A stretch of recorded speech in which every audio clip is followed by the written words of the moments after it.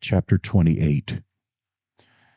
After dinner that night, in the living room, the two older children studied their lessons, and Edith sat mending a pair of rompers for little Tad. Presently, Roger came out from his den with the evening paper in his hand and sat down close beside her. He did this conscientiously almost every evening. With a sigh, he opened his paper to read. Again there was silence in the room, and in this silence Roger's mind roamed far away across the sea. For the front page of his paper was filled with the usual headlines, tidings which a year before would have made a man's heart jump into his throat, but which were getting commonplace now. Dead and wounded by the thousands, famine, bombs and shrapnel, hideous atrocities, submarines and floating mines. Words once remote but now familiar, is there on the front page and penetrating into his soul, becoming a part of Roger Gale, so that never again, when the war was done, would he be the same man he was before. For he had forever lost his faith in the sanity and steadiness of the great mind of humanity. Roger had thought of mankind as mature, but there had come to him of late the same feeling he had had before in the bosom of his family. Mankind had suddenly unmasked and shown itself for what it was, still only a precocious child with a terrible precocity. For its growth had been one-sided. Its strength was growing at a speed breathless and astounding, but its vision and its poise, its sense of human justice, of kindliness and tolerance, and of generous brotherly love, these had been neglected and were being left behind. Vaguely he thought of its ships of steel, its railroads and its flaming mills, its miracles, its prodigies, and the picture rose in his mind of a child standing there of giant size with dangerous playthings in its hands and boastfully declaring, "I can thunder over the earth, dive in the ocean, soar on the clouds. I can shiver to atoms a mountain. I can drench whole lands with blood. I can look up and laugh at God."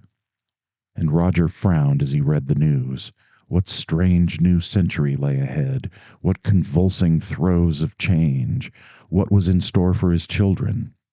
Tighter set his heavy jaw. "It shall be good," he told himself with a grim determination. "For them there shall be better things. Something great and splendid shall come out of it at last.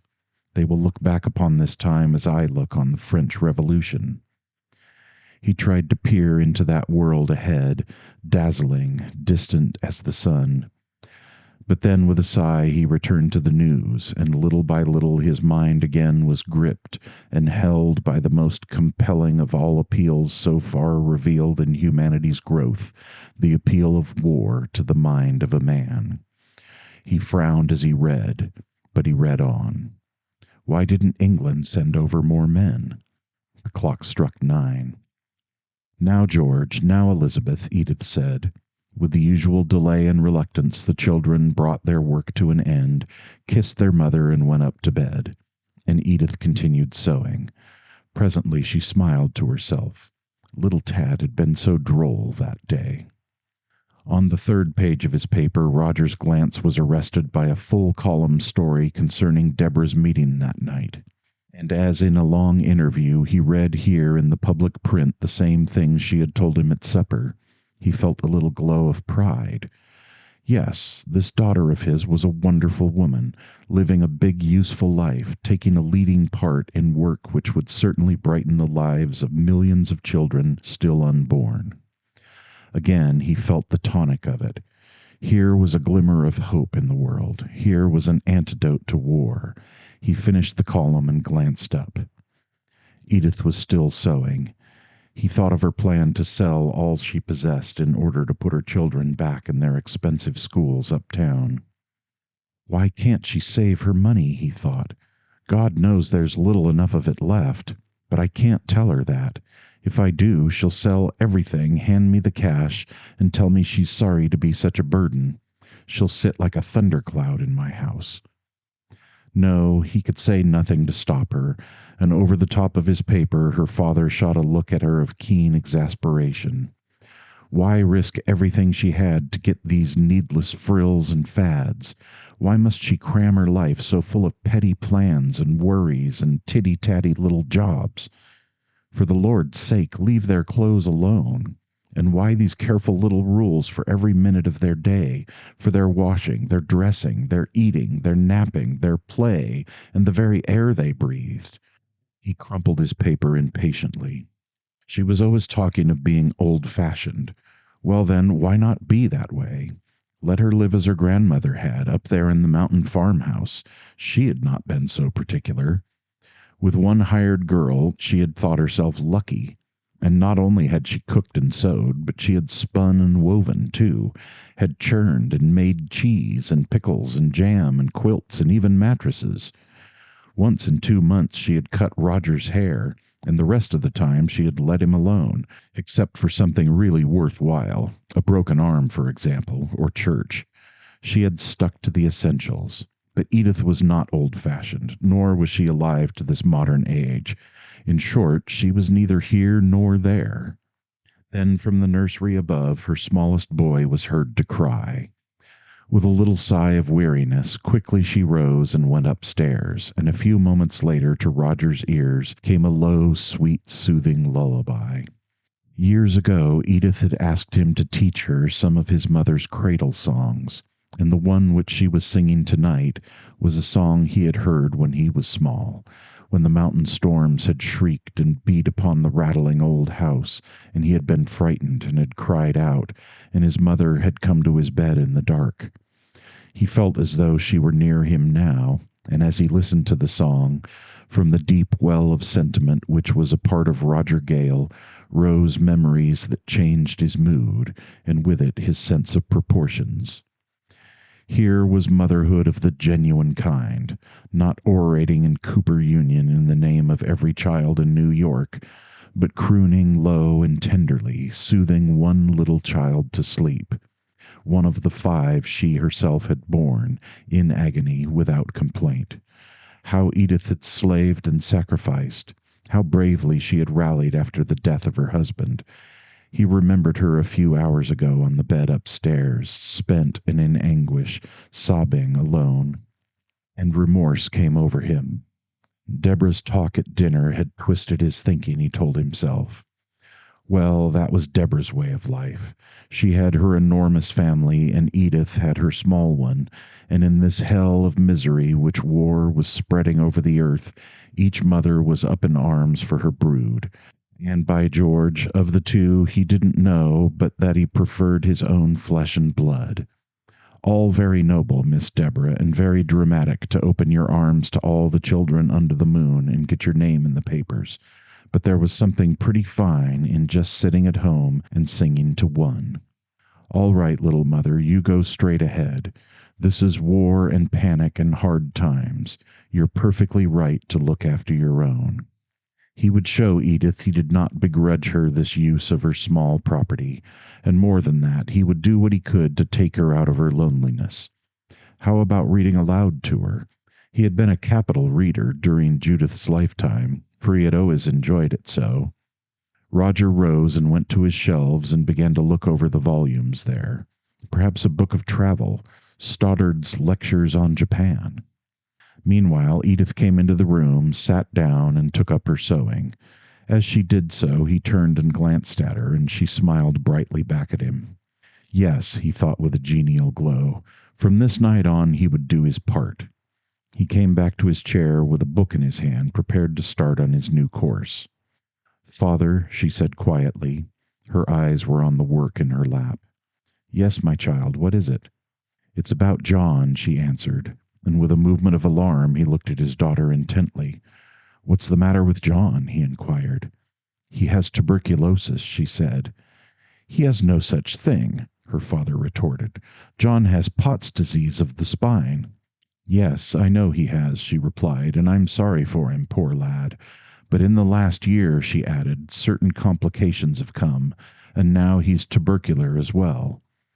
How do you know? He doesn't cough. His lungs are sound as yours or mine. No, Edith pursed her lips. It's different, she said softly. Who told you? He demanded.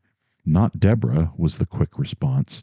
She knew it, I'm certain, for I find that she's been having Mrs. Neal, the woman who comes in to wash, do John's things in a separate tub. I found her doing it yesterday, and she told me what Deborah had said. It's the first I'd heard of it, Roger put in. I know it is, she answered, for if you'd heard of it before, I don't believe you'd have been as ready as Deborah was, apparently, to risk infecting the children here.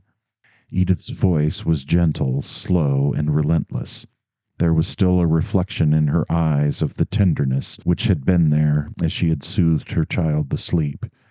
As time goes on, John is bound to get worse. The risk will be greater every week. Oh, pooh, cried her father. No such thing. You're just scaring yourself over nothing at all. Dr. Lake didn't think I was.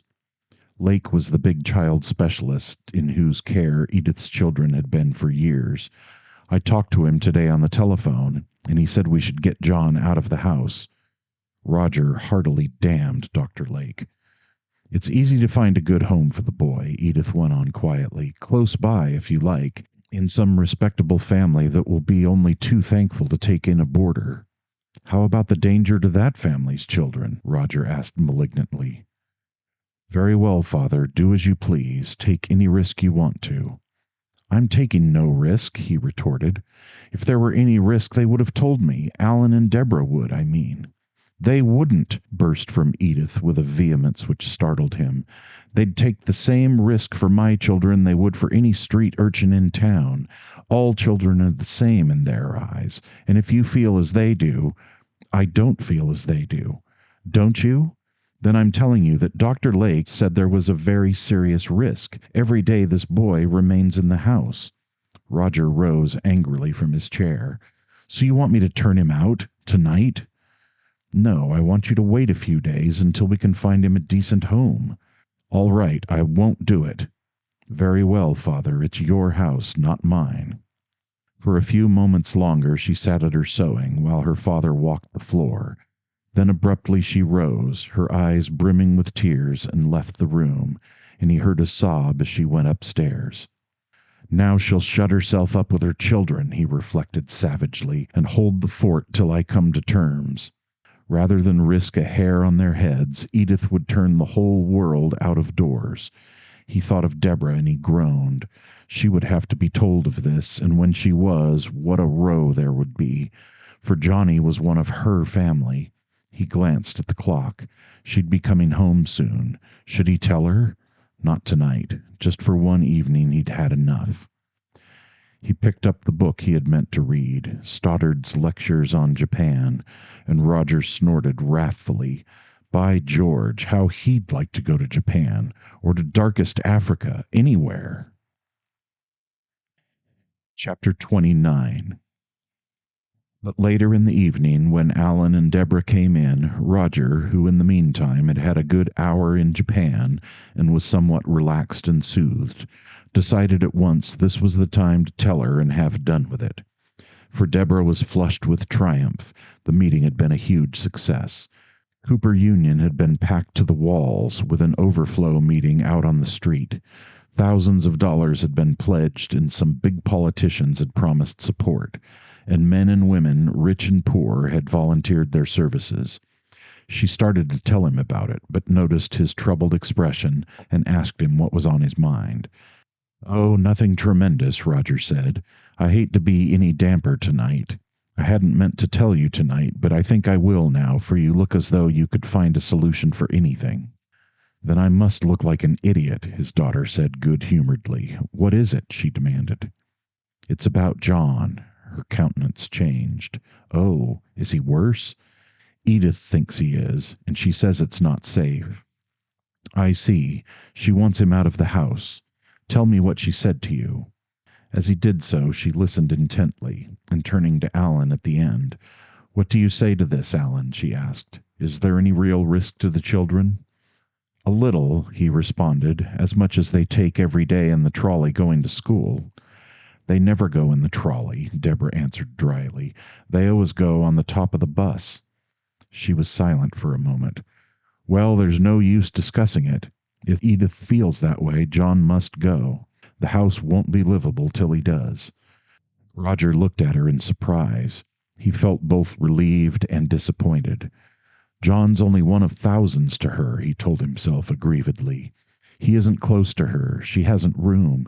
She has a whole mass meeting in her head. But I haven't, by George. I like the boy, and I'm the one who will have to tell him to pack up and leave the house. Isn't it the very devil how things all come back on me? Look here, father, Deborah said. Suppose you let me manage this. And Roger's heavy visage cleared. You mean you'll tell him? Yes, she replied, and he'll understand it perfectly. I think he's been expecting it. I have for a good many weeks, she added with some bitterness, and I know some people who will be glad enough to take him in. I'll see that he's made comfortable. Only, her face clouded. It has meant a lot to him being here, her father put in gruffly. Oh, John's used to getting knocks in this world. Her quiet voice grew hard and stern. I wasn't thinking of John just now. What frightens me at times like this is Edith, she said slowly. No, not just Edith. Motherhood. I see it in so many mothers these days, in the women downtown, in their fight for their children against all other children on earth. It's the hardest thing we have to do, to try to make them see and feel outside of their own small tenement homes and help each other, pull together. They can't see it's their only chance, and all because of this mother love. It's so blind sometimes, like an animal. She broke off, and for a moment she seemed to be looking deep into herself. And I suppose we're all like that, we women are, she muttered, when we marry and have children. If the pinch is ever hard enough. You wouldn't be, said Alan, and a sudden sharp uneasiness came into Roger's mind. When are you two to be married? He asked without stopping to think. And at once he regretted his question. With a quick, impatient look at him, Alan bent over a book on the table. I don't know, Deborah answered. Next spring, I hope. The frown was still on her face. Don't make it too long, said her father brusquely. He left them and went up to bed. Deborah sat motionless.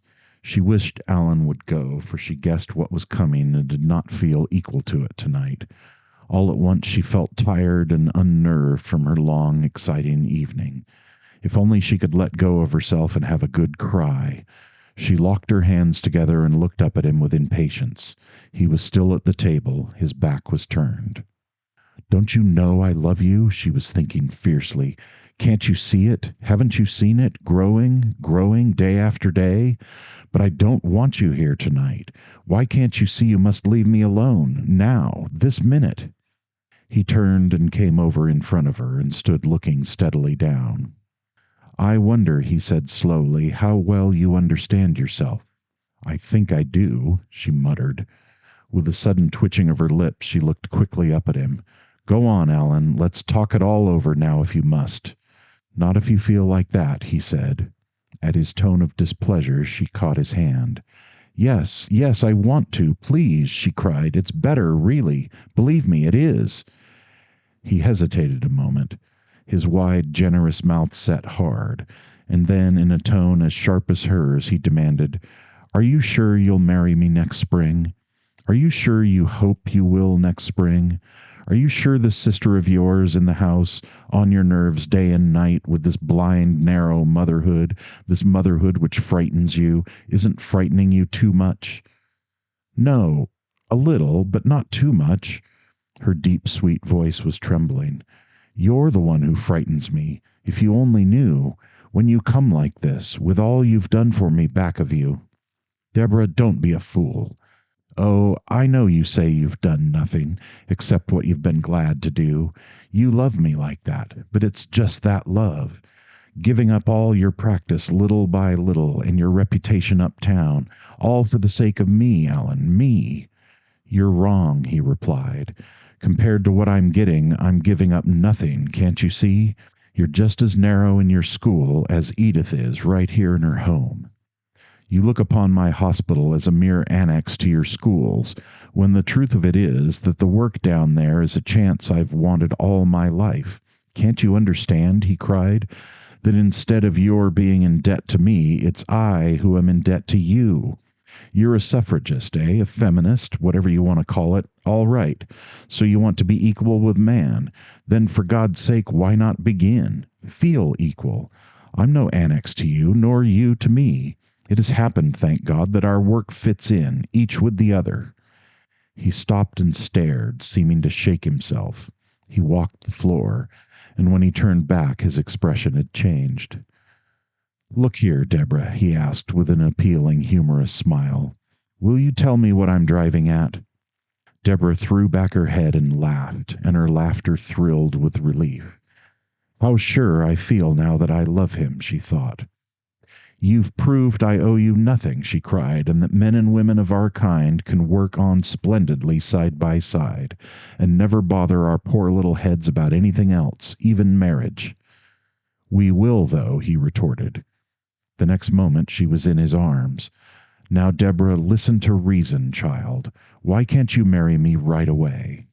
Because, she said, when I marry you, I'm going to have you all to myself for weeks and weeks as we planned before, and afterwards, with a wonderful start and with the war over, work less hard and the world less dark and gloomy, we're going to find that at last we can live. But this winter it couldn't be like that. This winter we've got to go on with our work, and without any more silly worries or talk about whether or not we're in love, for we are. Her upturned face was close to his, and for some moments nothing was said. Well, she asked, are you satisfied? No, I want to get married. But it's now 1:15, and I'm your physician. Go straight to bed. She stopped him a minute at the front door. Are you sure absolutely you understand? He told her he did, but as he walked home he reflected. How tense she had been in the way she had talked. Yes, the long strain was telling. Why was she so anxious to get me out of the house, he asked, when we were alone for the first time in days? And why, if she's really sure of her love, does she hate the idea that she's in my debt? He walked faster, for the night was cold, and there was a chill, too, in this long waiting game.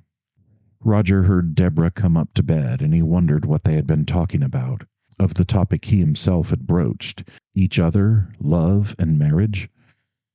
Possibly for a minute or two, but no more, he grumbled. For don't forget, there's work to discuss. There's that mass meeting still on her mind, and God knows a woman's mind is never any child's play.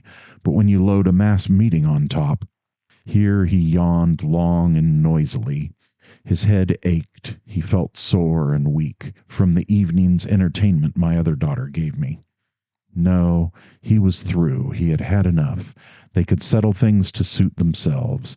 Let Edith squander her money on frills, the more expensive the better. Let her turn poor Johnny out of the house. Let her give full play to her motherhood. And if that scared Deborah out of marrying, let her stay single and die an old maid. He had worried enough for his family. He wanted a little peace in his house. Drowsily he closed his eyes, and a picture came into his mind of the city as he had seen it only a few nights before. It had been so cool, so calm and still. At dusk he had been in the building of the great tower on Madison Square, and when he had finished his business there, on an impulse he had gone up to the top, and through a wide, low window had stood a few moments looking down. A soft light snow was falling, and from high up in the storm, through the silent whirling flakes, he had looked far down upon lights below, in groups and clusters, dancing lines between tall phantom buildings, blurred and ghostly, faint, unreal.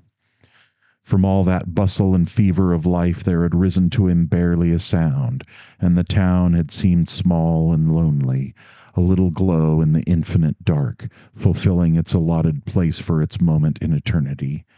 Suddenly, from close over his head, like a brazen voice out of the sky, hard and deafening and clear, the great bell had boomed the hour. Then again had come the silence, and the cool, soft, whirling snow. Like a dream it faded all away, and with a curious smile on his face, presently Roger fell asleep.